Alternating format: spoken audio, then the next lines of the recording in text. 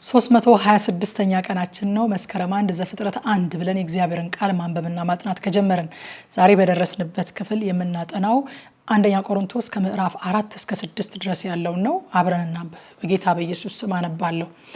ምዕራፍ 4 እንዲሁ ሰው እኛን እንደ ክርስቶስ ሎሌዎችና እንደ እግዚአብሔር ምስጢር መጋቢዎች ይቁጠረን። እንደዚህም ሲሆን በመጋቢዎች ዘንድ የታመነ ሆኖ መገኘት ይፈልጋል። ነገር ግን በእናንተ ዘንድ ወይንም በሌላ ሰው ዘንድ ብፈረድ ለእኔ ምንም አይደለም። እኔም በራሴ እንኳን አልፈርድም፣ በራሴ ላይ ምንም አላውቅምና። ነገር ግን በዚህ አልጸድቅም። እኔን የሚፈርድ ግን ጌታ ነው። ስለዚህ በጨለማ የተሰወረውን ደግሞ ወደ ብርሃን የሚያወጣ የልብንም ምክር የሚገልጥ ጌታ እስኪመጣ ድረስ ጊዜው ሳይደርስ አንዳች አትፍረዱ። በዚያን ጊዜም ለእያንዳንዱ ምስጋናው ከእግዚአብሔር ዘንድ ይሆናል። ወንድሞች ሆይ ስለ አንዱ በአንዱ ላይ አንዳችሁም እንዳትታበዩ ከተጻፈው አትለፍ የሚለውን ከኛ ትማሩ ዘንድ ይህን በእናንተ ምክንያት ስለ ራሴና ስለ አጵሎስ እንደ ምሳሌ ተናገርኩ። አንተ እንድትበልጥ ማን አድርጎሃል? ያልተቀበልከውስ ምን አለ?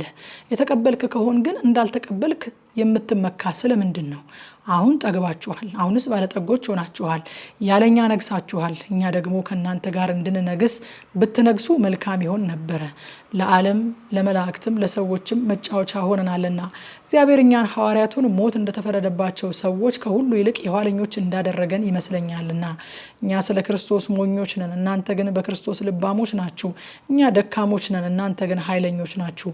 እናንተ የከበራችሁ ናችሁ፣ እኛ ግን የተዋረድን ነን። እስከዚህ ሰዓት ድረስ እንራባለን፣ እንጠማለን፣ እንራቆታለን፣ እንጎሰማለን፣ እንንከራተታለን።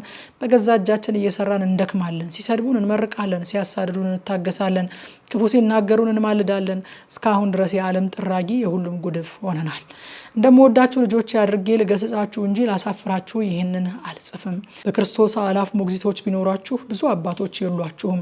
እኔ በክርስቶስ ኢየሱስ በወንጌል ወልጃችኋለሁና እንግዲህ እኔን የምትመስሉ ሁኑ ብዬ ለምናችኋለሁ። ስለዚህ የምወደውንና የታመነውን በጌታ ልጄ የሆነውን ጢሞቴዎስን ልኬላችኋለሁ። እኔም በየስፍራው በአብያተ ክርስቲያናት ሁሉ እንደማስተምር በክርስቶስ ኢየሱስ የሚሆነውን መንገዴን እርሱ ያሳስባችኋል። አንዳንዱ ግን ወደ እናንተ የማልመጣ እየመሰላቸው የታበዩ አሉ። ነገር ግን ጌታ ቢፈቅድ ፈጥኜ ወደ እናንተ እመጣለሁ። የትዕቢተኞችንም ኃይል አውቃለሁ እንጂ ቃላቸውን አይደለም። የእግዚአብሔር መንግስት በኃይል ነው እንጂ በቃል አይደለምና።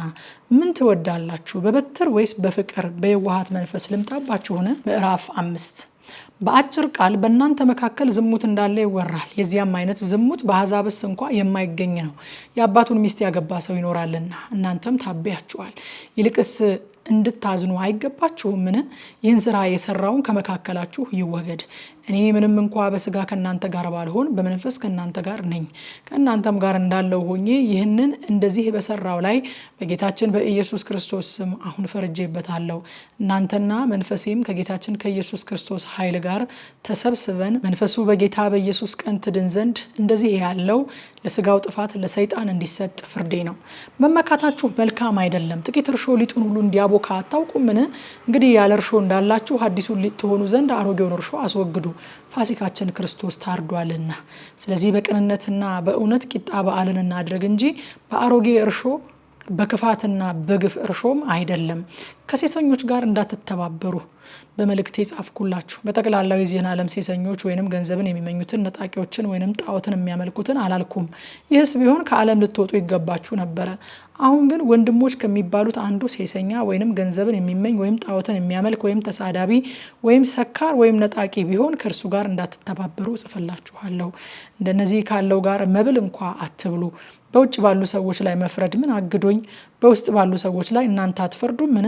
በውጭ ባሉቱ ግን እግዚአብሔር ይፈርድባቸዋል። ክፉውን ከመካከላችሁ አውጡት።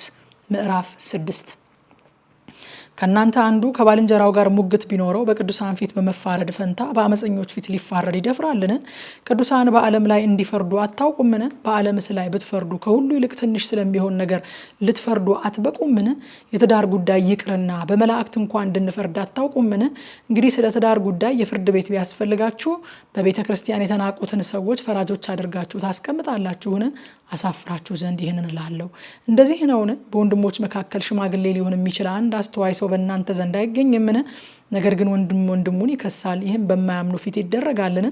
እንግዲህ ፈጽሞ የእርስ በርስ ሙግት እንዳለባችሁ በእናንተ ጉድለት ነው። ብትበደሉ አይሻልምን? ብትታለሉስ አይሻልምን? ነገር ግን እናንተ ትበድላላችሁ ታታልሉም አላችሁ፣ ያውም ወንድሞቻችሁን። ወይስ አመፀኞች የእግዚአብሔርን መንግስት እንዳይወርሱ አታውቁምን?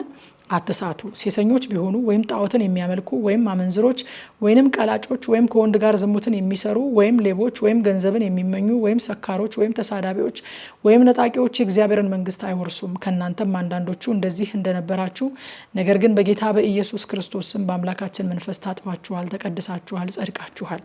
ሁሉ ተፈቅዶልኛል፣ ሁሉ ግን አይጠቅምም። ሁሉ ተፈቅዶልኛል፣ በእኔ ላይ ግን አንድ ነገር እንኳ አይሰለጥንብኝም። መብል ለሆድ ነው፣ ሆድም ለመብል ነው። እግዚአብሔር ግን ይህንንም ያንንም ያጠፋቸዋል። ስጋ ግን ለጌታ ነው እንጂ ለዝሙት አይደለም፣ ጌታም ለስጋ ነው። እግዚአብሔርም ጌታን አስነሳ፣ እኛንም በኃይሉ ያስነሳናል። ስጋችሁ የክርስቶስ ብልቶች እንደሆነ አታውቁምን? እንግዲህ የክርስቶስን ብልቶች ወስጄ የጋለሞታ ብልቶች ላደርጋቸውን? አይገባም።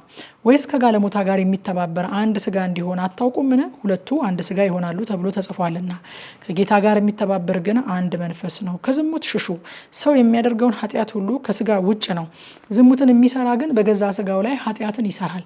ወይንስ ስጋችሁ ከእግዚአብሔር የተቀበላችሁት በእናንተ የሚኖረው የመንፈስ ቅዱስ ቤተ መቅደስ እንደሆነ አታውቁምን? በዋጋ ተገዝታችኋልና ለራሳችሁ አይደላችሁም። ስለዚህ በስጋችሁ እግዚአብሔርን አክብሩ። ማታ 3 ሰዓት በኢትዮጵያ ሰዓት አቆጣጠር እንደ ሁል ጊዜው አሁን የተነበበውን ክፍል በቲክቶክ እና በቴሌግራም ገጻችን በጥልቀት እናጠናለን። ኑና አብረን እናጥና።